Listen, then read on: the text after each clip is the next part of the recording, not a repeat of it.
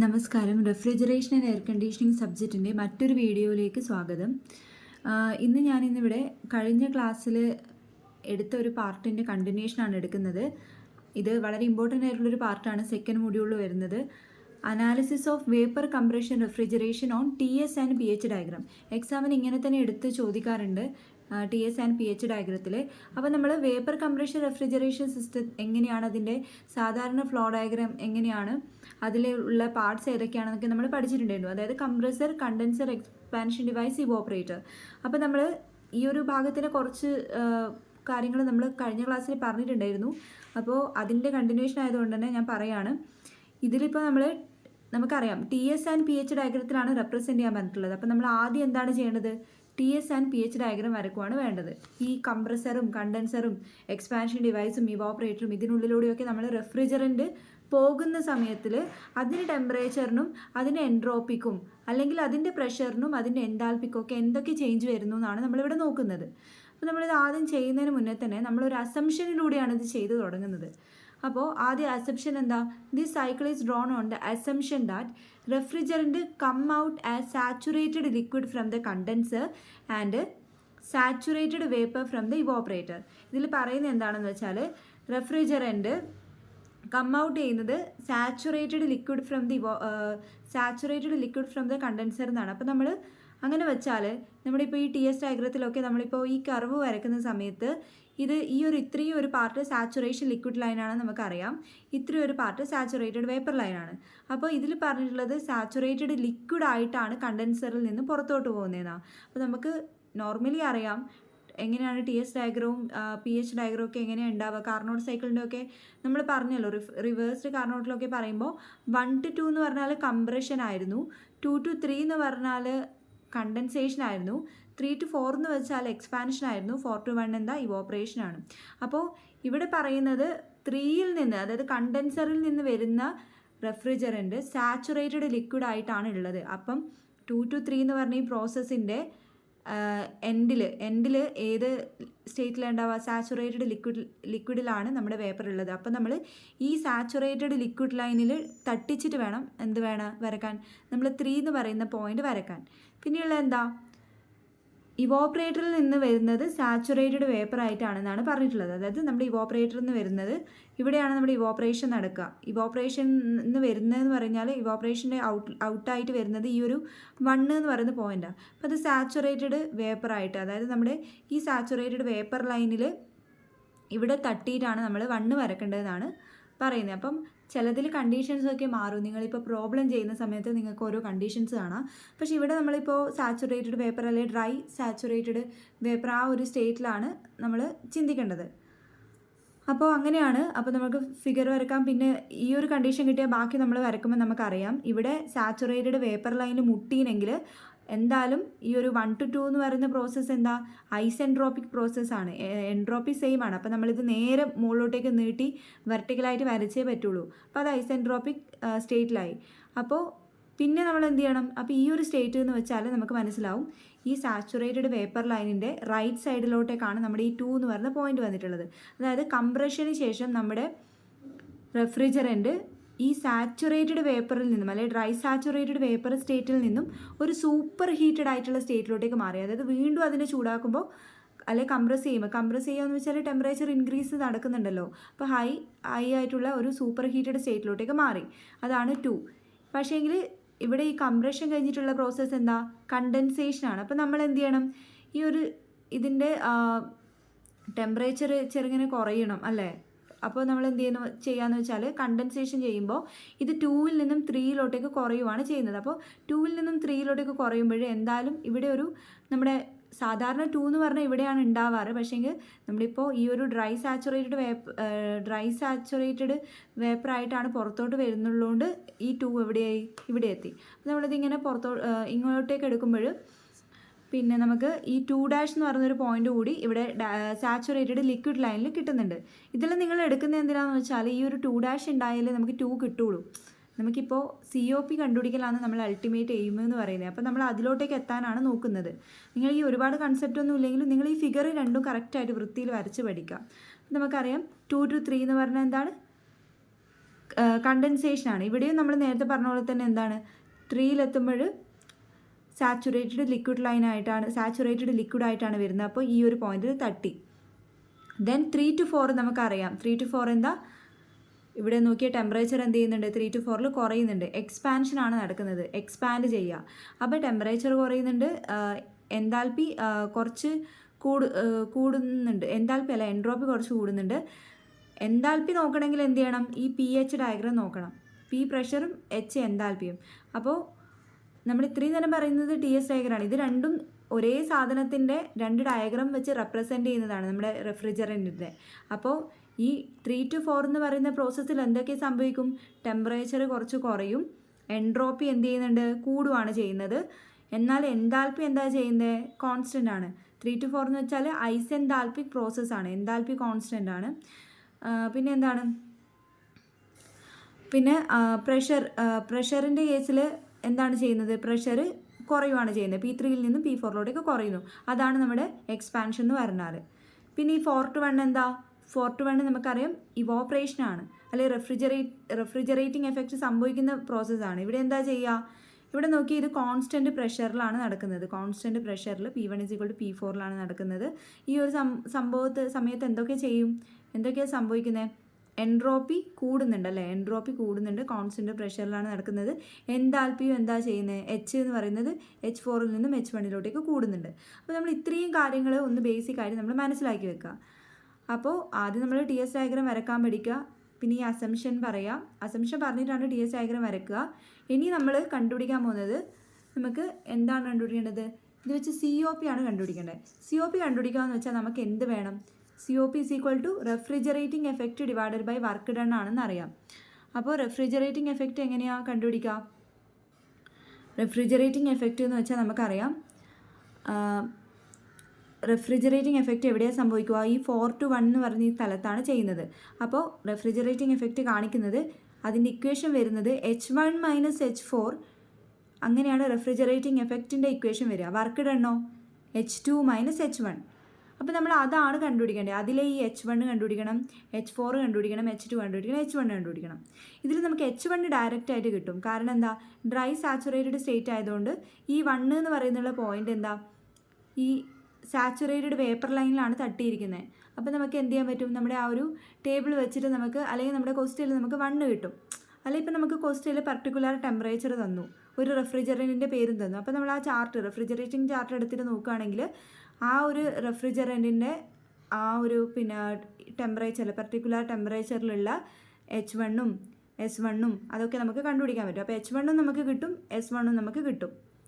നമുക്ക് പിന്നെ ഏതാ കിട്ടുക, H3 നമുക്കിപ്പോൾ ടെമ്പറേച്ചർ, വേറൊരു ടെമ്പറേച്ചർ എന്ന ആ റെഫ്രിജറൻറ്റിൻ്റെ ചാർട്ട് വെച്ചിട്ട് നമുക്ക് എന്ത് ചെയ്യാൻ പറ്റും, അതിൻ്റെ H3-യും കണ്ടുപിടിക്കാം.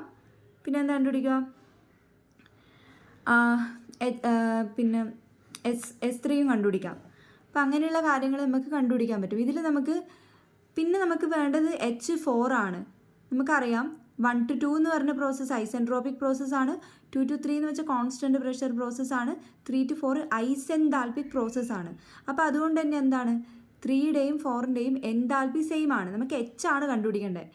H വെച്ചിട്ടാണ് നമ്മൾ COP കണ്ടുപിടിക്കുന്നത്. അപ്പം H സെയിം ആയതുകൊണ്ട് തന്നെ നമ്മൾ എന്ത് ചെയ്യുന്നുണ്ട്, H3-ൻ്റെ എൻതാൽപ്പി നമുക്ക് കിട്ടും ചാർട്ട് വെച്ചിട്ട്. അപ്പോൾ നമുക്ക് H4-ൻ്റെതും എന്ത് ചെയ്യാം, സെയിം ആണെന്ന് പറഞ്ഞിട്ട് എഴുതാൻ പറ്റും. ഇതിൽ നമുക്ക് കിട്ടാൻ പാടുള്ളത് H2-യുടേതാണ്. അപ്പോൾ അതെങ്ങനെയാണ് കണ്ടുപിടിക്കേണ്ടതെന്ന് നമുക്ക് നോക്കാം. അതിനാണ് ഈ H2' വെച്ചിട്ട് ചെയ്യുന്നത്. നമ്മൾ അത് നോക്കാം. ഇതൊക്കെ നേരത്തെ പറഞ്ഞ കാര്യങ്ങൾ തന്നെയാണ്. 1 to 2 is compression. Isentropic dry saturated vapour എന്താവുന്നു, സൂപ്പർ ഹീറ്റഡ് വേപ്പറായിട്ട് മാറുന്നു. Work done on the system by the compressor H2 - H1 നമ്മൾ പറഞ്ഞു. പിന്നെ Hg1 and Hs2 are the enthalpies of refrigerant at 1 and 2. അപ്പോൾ ഇതിൽ നിന്ന് നമുക്ക് എന്തറിയാം, Hg1 is equal to HF1 plus HFG2 ആണ് നമുക്കറിയാം. പണ്ട് തെർമോഡൈനാമിക്സിലും തെർമലിലൊക്കെ നിങ്ങൾ പഠിച്ചിട്ടില്ലേ. അതായത് Hg1 എന്ന് പറയുന്നത് എവിടെയാണ് വരിക, ഇവിടെ. അതായത് വേപ്പർ സ്റ്റേറ്റ്, സാച്ചുറേറ്റഡ് വേപ്പറിലുള്ള ഈ എൻതാൽപ്പി കണ്ടുപിടിക്കാനുള്ള ഇക്വേഷൻ എന്താ, ഇവിടെ ഒരു HF1 ഉണ്ടാവും, അതിനോട് എന്താ കൂട്ടേണ്ടത്? HFG2. ഇവിടെയുള്ള HFG2 കൂട്ടണം. നേർക്ക് X ഇൻറ്റു HFG2 ആയിരിക്കും, പക്ഷേങ്കിൽ ആ X എന്ന് പറഞ്ഞാൽ ഡ്രൈ സാച്ചുറേറ്റഡ് ആയതുകൊണ്ട് 1 ഡ്രൈനസ് ഫ്രാക്ഷൻ 1 എടുത്തിട്ടാണ് ചെയ്യുന്നത്. അപ്പോൾ Hg1 = HF1 + HFG2 ആണെന്ന് നമുക്ക് കിട്ടും. പിന്നെ എന്താ HS2 എന്ന് വെച്ചാൽ എന്താ? സൂപ്പർ ഹീറ്റഡിൻ്റെ ഈ ഒരു സൂപ്പർ ഹീറ്റഡിൻ്റെ എൻതാൽപ്പി കണ്ടുപിടിക്കണം. അതിനുള്ള ഇക്വേഷൻ എന്താ? HF2 + HFG2 + Cp × T super heated - T saturated. HS2 കണ്ടുപിടിക്കാനുള്ള ഇക്വേഷൻ എന്താണ്? HF2 ഇവിടെ ഒരു HF2 വരും. HF2 + HFG2 ഈ ഒരു റേഞ്ച് എന്ന് വെച്ചാൽ HFG2 ആണ് വരിക, plus Cp × T super heated - T saturated. അത് ഈ ഒരു റേഞ്ചിൽ ഇവിടെ വരുന്നതാണ് Cp × T super heated - T saturated എന്ന്. നിങ്ങൾ തൽക്കാലം ഇപ്പോൾ ഈ എക്സാമിന് വേണ്ടിയിട്ട് ഇക്വേഷൻസ് എങ്കിലും കറക്റ്റായിട്ട് പഠിക്കുക. നിങ്ങൾക്ക് ആ ഒരു കൺസെപ്റ്റ് ഇപ്പോൾ ഈ ലാസ്റ്റ് സ്റ്റേജിൽ ക്ലിയർ ആവുന്നില്ലെങ്കിൽ നിങ്ങൾ അതെങ്കിലും ചെയ്യുക. കാരണം ഇത് തെർമലിലൊക്കെ നമ്മൾ പണ്ട് പഠിക്കുന്നതാണ്. ഇനി നമ്മൾ എഴുതുന്നത് ഇറ്റ് ഈസ് ഐസെൻട്രോപിക് പ്രോസസ്സാണ്. അതുകൊണ്ട് തന്നെ എന്താ? S1 ഉം S2 ഉം ഈക്വൽ ആണ്. നമുക്കിപ്പോൾ കണ്ടുപിടിക്കേണ്ടത് ആക്ച്വലി ഈ ഒരു ഇക്വേഷൻ വെച്ചിട്ട് നമുക്ക് ഫൈനലായിട്ട് കണ്ടുപിടിക്കേണ്ടത് ഈ H2 എത്രയാണെന്നാണ്. നമുക്ക് അത് കിട്ടണമെങ്കിൽ ആദ്യം അവിടെയുള്ള ടെമ്പറേച്ചർ കിട്ടണം, സൂപ്പർ ഹീറ്റഡിലുള്ള ടെമ്പറേച്ചർ കിട്ടണം. അപ്പോൾ അതിന് വേണ്ടിയിട്ടാണ് ഈ ഇക്വേഷനൊക്കെ എഴുതുന്നത്. T സൂപ്പർ ഹീറ്റഡ് കിട്ടണം. അപ്പോൾ it's isentropic process S1 = S2. നമുക്ക് ആകെ അറിയുന്നത് ഇതൊരു ഐസെൻട്രോപിക് പ്രോസസ്സാണ്. അതുകൊണ്ട് S1 ഉം S2 ഈക്വൽ ആണെന്ന് അറിയാം. അപ്പോൾ നമ്മൾ അത് വെച്ചിട്ട് എന്നാ ചെയ്യാൻ പറ്റുമോ നോക്കും. S1 = SF1 + HFG/T1 ആണ്. അത് നമുക്ക് മുന്നേ അറിയുന്നൊരു ഇക്വേഷനാണ്. നമ്മൾ ഇതിൻ്റെ കൂടെ എന്ത് ചെയ്യും? S2 എന്ന് പറഞ്ഞാൽ എത്രയാണെന്ന് നമ്മൾ നോക്കും. S2 = SF1 + HFG/T2 + 2.3 Cp log T super ഹീറ്റഡ്/T2 ആണെന്ന് അറിയും. അതായത് S2 = ഇവിടെ വരുന്ന S2 എന്ന് പറയുന്നത് SF1, ഇവിടെ ഒരു SF1 + HFG + T2 + 2.3 Cp log T super heated dash അങ്ങനെയാണ് വരുന്നത്. അപ്പോൾ നമ്മൾ എന്താ ചെയ്യുകയെന്ന് വെച്ചാൽ ഇതിൽ T സൂപ്പർ ഹീറ്റഡ് നമ്മൾ എന്ത് ചെയ്യും? കണ്ടുപിടിക്കും. ഈ ഒരു ഇക്വേഷൻ വെച്ചിട്ട് T സൂപ്പർ ഹീറ്റഡ് കണ്ടുപിടിക്കും. എന്നിട്ട് നമ്മൾ എന്ത് ചെയ്യും? ഈ T സൂപ്പർ ഹീറ്റഡ് H2ൻ്റെ ഒരു ഇക്വേഷൻ ഉണ്ട്. H2 = H2 + Cp × T super heated - T saturated. ഇതിൽ നമ്മൾ ഇട്ട് കൊടുത്തിട്ട് നമ്മൾ H2 ആണ് കണ്ടുപിടിക്കുക. അപ്പം ആ H2 ആണ് നമുക്ക് വേണ്ടത്. നിങ്ങൾക്കിപ്പോൾ അത് ഒരുപാട് ഐഡിയ ഒന്നും ക്ലിയർ ആവുന്നില്ലെങ്കിൽ നിങ്ങൾ ഇത് വെച്ചിട്ട് H2 കണ്ടുപിടിക്കുന്നതാണ് എഴുതി വെക്കുക. അപ്പോൾ ഇത്രയെങ്കിലും കറക്റ്റായിട്ട് എഴുതുക. ഈ ഒരു ഭാഗത്ത് മാത്രമേ കുറച്ചൊരു കൺഫ്യൂഷനുള്ളൂ. ബാക്കിയുള്ളടിക്ക് ഒന്നും ഒരു കുഴപ്പമില്ല. 2 to 3 എന്ന് വെച്ചാൽ സാധാരണ പോലെ കണ്ടൻസേഷൻ ആണ്, കോൺസ്റ്റൻറ്റ് പ്രഷറിലാണ് നടക്കുന്നത്. Heat rejected by the refrigerant, അതായത് കണ്ടൻസേഷൻ എന്ന് വെച്ചാൽ ഹീറ്റ് റിജക്റ്റ് ചെയ്യുക. അപ്പോൾ അതെന്ന് വെച്ചാൽ H2 - H3 ആണ്. നമുക്കറിയാം ഹീറ്റ് റിജക്റ്റ് ചെയ്യാന്ന് വെച്ചാൽ H2 - H3 ആണ് ചെയ്യുന്നത്. അത് ഈക്വൽ ടു എന്തായിരിക്കും? നമ്മൾ ഹീറ്റ് റിജക്റ്റ് ചെയ്യുന്നത് എങ്ങോട്ടേക്ക്? ആ കൂളിംഗ് മീഡിയത്തിലോട്ടേക്കായിരിക്കും. അപ്പോൾ നമ്മൾ കൊടുക്കുന്ന ഹീറ്റ് ആ കൂളിംഗ് മീഡിയം ഗെയിൻ ചെയ്യുന്ന ഹീറ്റിന് ഈക്വൽ ആയിരിക്കും. അതുകൊണ്ട് തന്നെ mCp × ΔT പോലെ തന്നെ നമ്മൾ എന്ത് ചെയ്യുന്നു? WCp × ΔT എന്ന് എഴുതുന്നു. where W is the weight of the cooling water circulated. ആ കണ്ടൻസേഷൻ്റെ വരുന്നു. ഇനിയിപ്പോൾ അടുത്തതെന്ന് വെച്ചാൽ പ്രോസസ് 3 to 4 എക്സ്പാൻഷൻ ആണ്. അതിലെന്താ സംഭവിക്കുന്നത്? Refrigerant expanded by throttling process. അത് നമുക്കറിയാം. ത്രോട്ട്ലിംഗ് എന്ന് പറഞ്ഞ പ്രോസസ്സ് അല്ലെങ്കിൽ എക്സ്പാൻഷൻ പ്രോസസ്സിലൂടെയാണ് റെഫ്രിജറൻറ്റ് എക്സ്പാൻഡ് ചെയ്യുന്നത്. ഈ ത്രോട്ട്ലിംഗ് എന്ന് വെച്ചാൽ എന്താണ് സംഭവിക്കുക? അതൊരു ഇറിവേഴ്സിബിൾ ആയിട്ടുള്ള ഐസെൻതാൽപിക് പ്രോസസ്സാണ്. അതുകൊണ്ട് തന്നെ 3 to 4 എന്ന് വെച്ചാൽ എൻതാൽപി കോൺസ്റ്റൻ്റ് ആണ്. അത് നിങ്ങൾ വിട്ടുപോകാൻ പാടില്ല. 3 to 4 എൻതാൽപി കോൺസ്റ്റൻ്റ് ആണ്. അതുകൊണ്ട് തന്നെ H3 ഉം H4 സെയിം ആണ്. അല്ലെങ്കിൽ H3നെ തന്നെ അത് സാച്ചുറേറ്റഡ് ലിക്വിഡ് ലൈനിൻ്റെ മുകളിലായതുകൊണ്ട് HF3 എന്ന് എഴുതാൻ പറ്റും. HF3 = HF4 ആണ്. അപ്പോൾ അതാണ് എഴുതുന്നത്. പിന്നെ പ്രോസസ് 4 to 1. അപ്പോൾ നമുക്ക് H4 നമുക്ക് കിട്ടി COPക്ക് വേണ്ടത്. ഇനി പ്രോസസ് 4 to 1 എന്ന് വെച്ചാൽ എന്താ? ഇതിൽ wet vapour refrigerant absorb latent heat and producing refrigerating effect. സാധാരണ പറയുന്ന പോലെ തന്നെ വെറ്റായിട്ടുള്ള വേപ്പർ റെഫ്രിജറൻറ്റ് എന്ത് ചെയ്യുന്നു? ലാറ്റൻ്റ് ഹീറ്റ് നമ്മൾ എവിടെയാണോ തണുപ്പിക്കേണ്ടത് അതിൽ നിന്ന് അബ്സോർബ് ചെയ്തിട്ട് റെഫ്രിജറേറ്റിംഗ് എഫക്റ്റ് പ്രൊഡ്യൂസ് ചെയ്യുന്നു. അപ്പോൾ അവിടെ നടക്കുന്ന ഹീറ്റ് അബ്സോർപ്ഷൻ എന്ന് പറഞ്ഞാൽ H1 - H4 ആണ്. നമുക്ക് വേണ്ട കാര്യങ്ങളൊക്കെ കിട്ടിയിട്ടുണ്ട്. അപ്പോൾ നമ്മൾ COP എന്ത് എഴുതും? Refrigerating effect divided by work done. That is refrigerating effect എന്താ? H1 - H4 divided by work done H2 - H1. ഇവിടെ നമ്മൾ എന്ത് ചെയ്യുന്നു, H4 is equal to H3 is equal to HF3 ആണെന്ന് നമുക്കറിയാം. അതുകൊണ്ട് തന്നെ നമ്മൾ അവിടെ എന്ത് ചെയ്യുന്നു, H1 minus HF3 divided by H2 minus H1 എന്ന് എഴുതുന്നു. നമ്മൾ last COP is equal to H1 minus H3 divided by H2 minus H1 എന്ന് നമുക്ക് എഴുതാം. ഇതാണ് നമ്മുടെ ഇക്വേഷൻ വരുന്നത്. ഇതൊക്കെ വെച്ചിട്ടാണ് നമ്മൾ പ്രോബ്ലം ചെയ്യുന്നത്. അപ്പോൾ അത്രയേ ഉള്ളൂ ഈ COP കണ്ടുപിടിക്കുന്ന കാര്യം.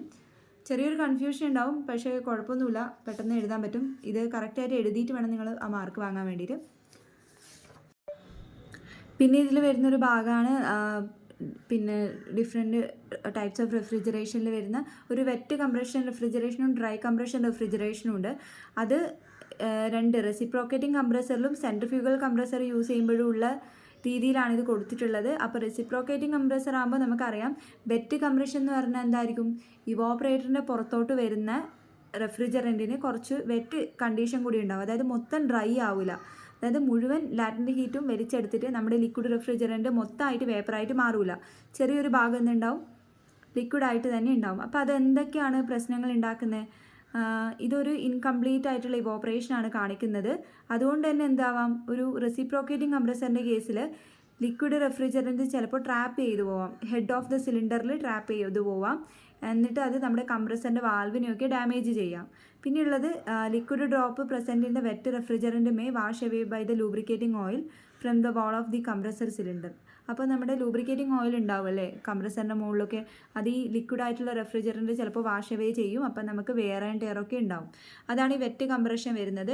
ഡ്രൈ കംപ്രഷൻ എന്ന് പറയുമ്പോൾ എന്താ, നമ്മുടെ റെഫ്രിജറേറ്റിംഗ് കംപ്രസറിൽ കുറച്ചുകൂടി നല്ലത് പൊതുവേ ഡ്രൈ കംപ്രഷനാണ്. കാരണം എന്താ, ഇവിടെ കംപ്ലീറ്റ് ഇവോപ്പറേഷൻ ഓഫ് റെഫ്രിജറൻറ്റ് നടക്കുന്നുണ്ട്. അതുകൊണ്ട് തന്നെ എന്താണ്, റെഫ്രിജറേറ്റിംഗ് എഫക്റ്റ് എന്ന് പറയുന്നത് ഇൻക്രീസ് ചെയ്യുന്നുണ്ട്. പിന്നെ ഇവിടെ ട്രാപ്പ് ചെയ്യുക, എവിടെയെങ്കിലും നമ്മുടെ ലിക്വിഡായിട്ടുള്ള റെഫ്രിജറൻറ്റ് ട്രാപ്പ് ചെയ്യേണ്ട കണ്ടീഷനൊന്നും വരുന്നില്ല. അതുകൊണ്ട് തന്നെ വിയർ ആൻഡ് ടയർ എന്താണ്, കുറവാണ്. വെയർ ആൻഡ് ടയർ അങ്ങനെ ഉണ്ടാവുന്നില്ല. ഇനിയിപ്പോൾ സെൻട്രിഫ്യൂഗൽ കംപ്രസർ ആണെങ്കിൽ നമുക്കറിയാം, സെൻട്രിഫ്യൂഗൽ കംപ്രസറിൻ്റെ കേസിൽ വെറ്റ് കംപ്രഷനാണ് നമ്മൾ കുറച്ചുകൂടി നല്ലതായിട്ടുള്ളത്. ഇവിടെ എന്താണ്, ഇത് wet compression is desirable within the use of continuous flow of machine and there is no valve present. ഇവിടെ കണ്ടിന്യൂസ് ആയിട്ടാണ് എന്ത് ചെയ്യുന്നത്, മെഷീൻ റണ്ണ് ചെയ്യുന്നത്. അതുകൊണ്ട് തന്നെ പിന്നെ വാൽവ് ഒന്നും പ്രസൻറ്റ് അല്ലാത്തതുകൊണ്ട് തന്നെ വെറ്റ് കംപ്രഷൻ കൊണ്ട് പ്രശ്നമൊന്നും ഉണ്ടാവുന്നില്ല. COP കൂടുതലായിട്ട് കിട്ടും, പവർ കൺസംഷൻ പെർ ടണ്ണ് കുറവായിരിക്കും. പക്ഷേ ഇവിടെ നമ്മൾ ഡ്രൈ കംപ്രഷനാണ് ചെയ്യുന്നുണ്ടെങ്കിലോ, dry or super heating vapour is undesirable because rate of increasing work is more. നമ്മുടെ ഇവിടെ ഡ്രൈൻ്റെ ആവശ്യമില്ല, കാരണം ഇത് ഡ്രൈ വെച്ച് ചെയ്യുമ്പോൾ നമ്മൾ കുറച്ചുകൂടി വർക്ക് നമ്മൾ കൊടുക്കേണ്ടി വരും. പിന്നെ നോർമൽ COP കുറവ്, നമുക്കത് സാധാരണ രീതിയിലുള്ള COP ഡ്രൈ ആയിട്ട് ചെയ്യുമ്പോൾ കിട്ടുന്നുള്ളൂ. പിന്നെ power consumption per ton of റെഫ്രിജറേഷനും മോറാണ്, കൂടുതലാണ്. ഡ്രൈ ചെയ്യാൻ കുറച്ചുകൂടി പണിയാണ്, അപ്പോൾ ഇത് മോറാണ് വരുന്നത്. അപ്പോൾ ഈ ഒരു കമ്പാരിസണും കൂടി നമ്മൾ ജസ്റ്റ് ഒന്ന് നോക്കി വെക്കാം. അപ്പോൾ ഇത്രയാണ് ഈ വീഡിയോ കൊണ്ട് ഉദ്ദേശിച്ചത്. Thank you.